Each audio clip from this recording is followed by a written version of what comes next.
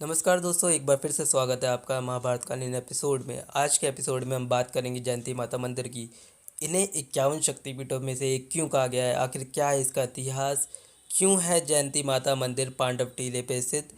आइए चलते हैं, पंडित जी से पूछते हैं। हैं ऐतिहासिक नगरी महाभारत कालीन हस्तिनापुर पांडव टीले पर। और यहाँ पर पांडव टीले पर माँ सती का जो 51 शक्तिपीठ है हमारे यहाँ, उनका दाहिनी जंगा का अंग गिरा था जो पिंडी रूप में स्थापित है यहाँ।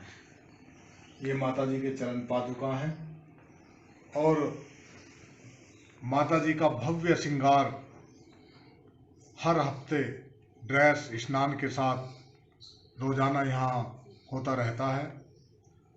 और यहाँ पर बहुत सारी ऐसी मान्यताएं हैं। बहुत लोग जो भी फरियाद लेकर आते हैं, किसी को पुत्र चाहिए, किसी को धन दौलत चाहिए, किसी को कोई भी कामना कोई लेके आता है, तो ये ऐसा स्थान है यहाँ सभी सभी को इच्छा पूरी होती है। और यहाँ बहुत सारी ऐतिहासिक धरोहर अभी भी इस पांडव टीले पर दफन है, क्योंकि यहाँ महाभारत के बाद द्रौपदी के श्राप के कारण जल प्रलय आई और उसके बाद में जो हमारा ये टीला था, मिट्टी के कटान के कारण सब सारे महल, पांडवों की सारी जो धरोहर थी इस टीले में कहीं दब के रह गई। तो यहाँ हजारों साल तक देवी भागवत पुराण में वर्णित जो जयंती माता शक्तिपीठ हैं, वो ये स्थान है। हजारों साल तक लुप्त रहने के बाद ये जो आप पिंडी देख रहे हैं माता जी की, ये पिंडी यहीं से उभर के आई और तभी से यहाँ लोगों ने कहा कि ये शक्तिपीठ है और यहाँ इसकी मान्यता बढ़ती गई। आज नवरात्रों में हजारों की संख्या में यहाँ लोग रोजाना भंडारा पाते हैं और हजारों की संख्या में कई हजार पर्यटक यहाँ माता जी के दर्शन करने आते हैं। मनोवांछित इच्छा पूरी होती है। बोलो सच्चे दरबार की जय। तो पांडवों का हाँ जो तो महल था, हाँ उस वो जो 6 मंजिला महल था, जी, तो उस किस किस तरह के कक्ष बटे हुए थे उसमें? ये जो जहाँ आप खड़े हैं, ये यहाँ पांडवों के महल हुआ करते थे। और जहाँ दूर से जैनियों का मंदिर है, दूसरी चीज़ें हैं बनी हुई, वहाँ कौरव, ऐसी मान्यता है। और जहाँ पर आप खड़े हैं पांडव टीला कहलाता है, जो काफ़ी कई किलोमीटर में को फैला हुआ है। द्रौपदी के श्राप के कारण यहाँ जल प्रलय आई और पूरा टीले में बदल दिया इसको। तो कहा यह जाता है कि द्रौपदी के श्राप से ही कि हस्तिनापुर का विकास नहीं हो पाया। हाँ, कहा तो यही जाता है, पर ऐसा नहीं है। श्राप वरदान में भी बदलता है। जब ईश्वरी शक्ति अपना विस्तार फैलाती हैं और भक्त जुड़ते हैं, अनुष्ठान पूजा यज्ञ वगैरह यहाँ होते हैं, तो उसका धीरे धीरे असर कम होता गया। और हमें अब उम्मीद है कि हस्तिनापुर बहाली की ओर है और यहाँ जरूर जो है बहाल होगा हस्तिनापुर। ईश्वर से हमारी यही कामना है, जयंती माता से। हे जयंती माता, इस हस्तिनापुर को जो श्रापित भूमि के नाम से विख्यात है, इसको हे जयंती माता अब आप श्राप से मुक्त करा दें, ऐसी हम प्रार्थना करते हैं। और हमें पूर्ण विश्वास है कि धरती श्राप से मुक्त बहुत जल्दी होने वाली है। सरकार से आप क्या चाहते हैं हस्तिनापुर के बारे में? सरकार से हम ये चाहते हैं, सरकार का हमारे इधर कोई ध्यान नहीं है।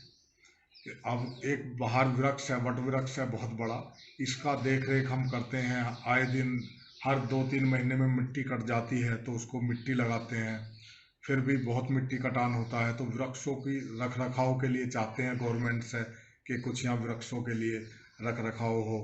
और यहाँ बहुत ज़रूरत है सुलभ शौचालय की, पेयजल की बड़ी समस्या है। यहाँ जो भी विकास आप देख रहे हैं सब भक्तों के सहयोग से है, गवर्नमेंट का कोई अभी यहाँ खास सहयोग हमें नहीं मिला। और पांडव किले को मेरी सरकार से निवेदन है कि इसे दोबारा से विकसित किया जाए, ताकि हमारी धरोहर कहीं मिट्टी में मिलकर न रह जाए और सनातन धर्म का नाम उससे उच्च कोटि के विद्वानों में और पंडितों में दिया जाना चाहिए। ये एक ऐतिहासिक शहर है, मगर इसकी जो एक तरह से कहूँ कि जो मशहूर होना चाहिए वो इस तरह से व्याख्यात नहीं है। इसका क्या कारण है? इसका कारण ये रहा कि जब द्रौपदी के श्राप के कारण ये पूरा जल पर ले आई और मिट्टी में बदल गया, टीलों में बदल गया, तो धरोहर कोई छुपी हुई रह गई अंदर। अब धीरे धीरे जैसे यहाँ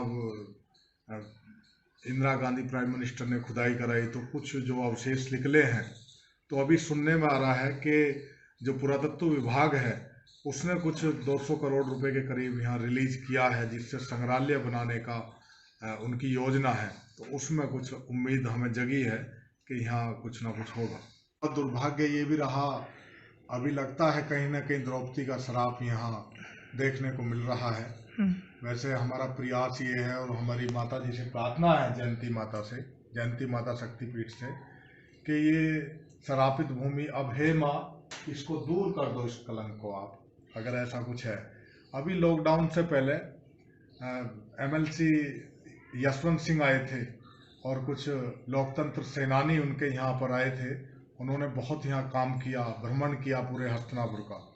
तो योगी सरकार से गुहार लगाने के बाद में योगी सरकार ने, आदित्यनाथ जी ने और केंद्र सरकार मिल करके 500 करोड़ रुपए हस्तिनापुर को रिलीज हुआ।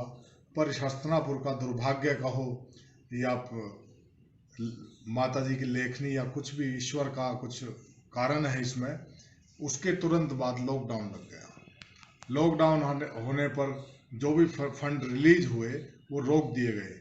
हमारी यही गुजारिश है सरकार से कि जल्द से जल्द जो रिलीज यहाँ फंड हुआ है 500 करोड़ रुपए, उस 500 करोड़ रुपए का यहाँ कुछ विकास हो, ताकि लोग यहाँ जितने पर्यटक आते हैं तो वो ये देखने के लिए आते हैं कि हस्तिनापुर है, क्योंकि हस्तिनापुर हिंदुस्तान की नहीं पूरे विश्व की राजधानी रही है।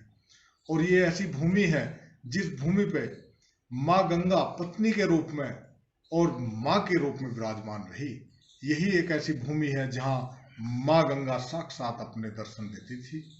और ऐसे ऐसे योद्धा इस पृथ्वी पर जन्मे, पितामह भीष्म जैसे, जो जहाँ को भी चल देते थे तो राज्यों के, बड़े बड़े राज्यों के ध्वज नीचे हो जाते थे। ये ऐसी धरती है। हम सरकार से और हमारे देश की जनता से ये अपील करते हैं कि इसकी बहाली के लिए कोई कसर ना छोड़ें, ऐसी हमारी कामना है। और ईश्वर से भी यही रोज प्रार्थना करते हैं कि हस्तिनापुर की बहाली हो। धन्यवाद।